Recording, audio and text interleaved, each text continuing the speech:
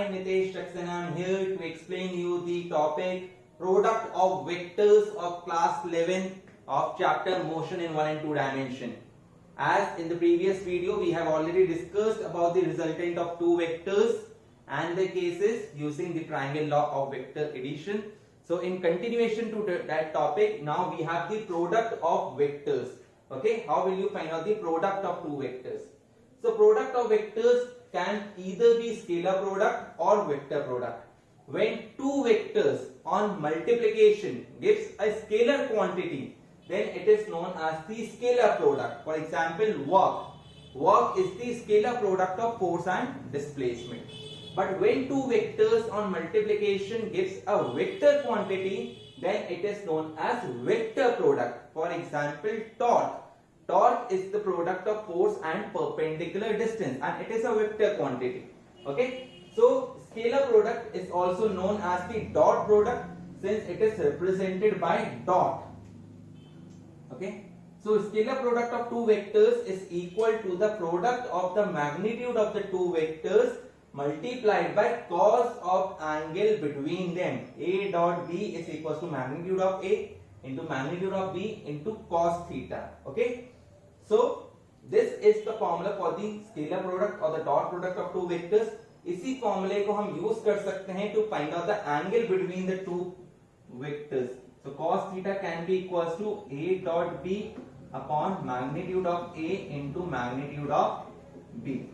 ठीक है, जब भी किसी दो वेक्टर्स के बीच में एंगल निकालना होगा we will use this formula only. Cos theta is equals to A dot B upon magnitude of A into magnitude of B. Okay, now there are certain properties of this scalar product.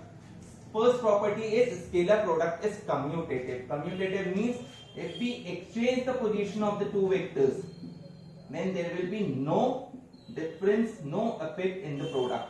That is B dot A is equals to A dot B. Scalar product is commutative. क्यों commutative है? क्योंकि जब हम B dot A निकालेंगे तो B dot A निकालते वक्त जो ये एंगल होगा वो क्या हो जाएगा? Cos of minus theta.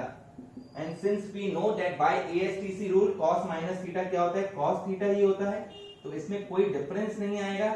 BA ये cos theta ही रहेगा और ये तो है ही AB cos theta. So since there is no change in the value of cos, that's why we say scalar product is commutative. Second property, scalar product of two perpendicular vectors is zero. जब दो perpendicular vectors का scalar product निकालेंगे value zero निकल के आएगी. आपने एक example भी पढ़ा था 9th में कि if force and displacement are perpendicular to each other, work done will be zero. क्यों जीरो होगा? क्योंकि इस केस में A dot B क्या हो जाएगा? Magnitude of A into magnitude of B. Perpendicular means theta will be 90 and value of cos 90 as we all know is zero. That's why the scalar product of two perpendicular vectors is zero. Third, scalar product of two parallel vectors is equal to the product of the magnitude of the two vectors. अब दो parallel vectors हैं, दो parallel vectors हैं means उनके बीच में angle जो है वो कितना है? 0 degree. So it will be equals to A dot B is equals to magnitude of A into magnitude of B cos 0. And we know that value of cos 0 is 1.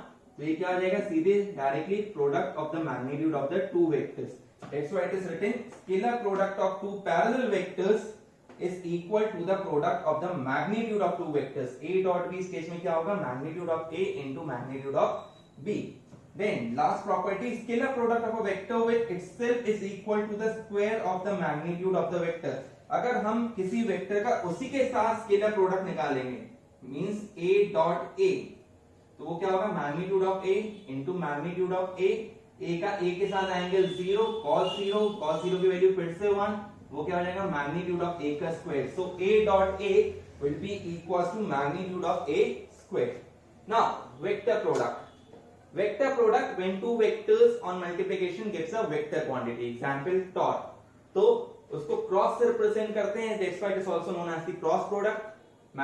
A vector cross B vector is equals to magnitude of A into magnitude of B into sin theta into n cap. अब ये n cap क्यों आया?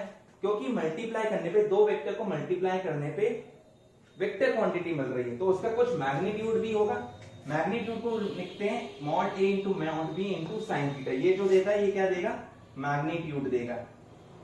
और N cap बताएगा जो resultant vector product होके निकल रहा है उसकी डायरेक्शन। सो एन कैप क्या रिप्रेजेंट करता है, unit vector perpendicular to both the vectors a and b. जो रिजल्टेंट प्रोडक्ट वेक्टर आएगा उसकी डायरेक्शन जो होगी वो ए और बी दोनों से ही परपेंडिकुलर होगी। So this is used to represent the direction of the resultant product vector. Okay, अब इसकी भी कुछ प्रॉपर्टीज हैं।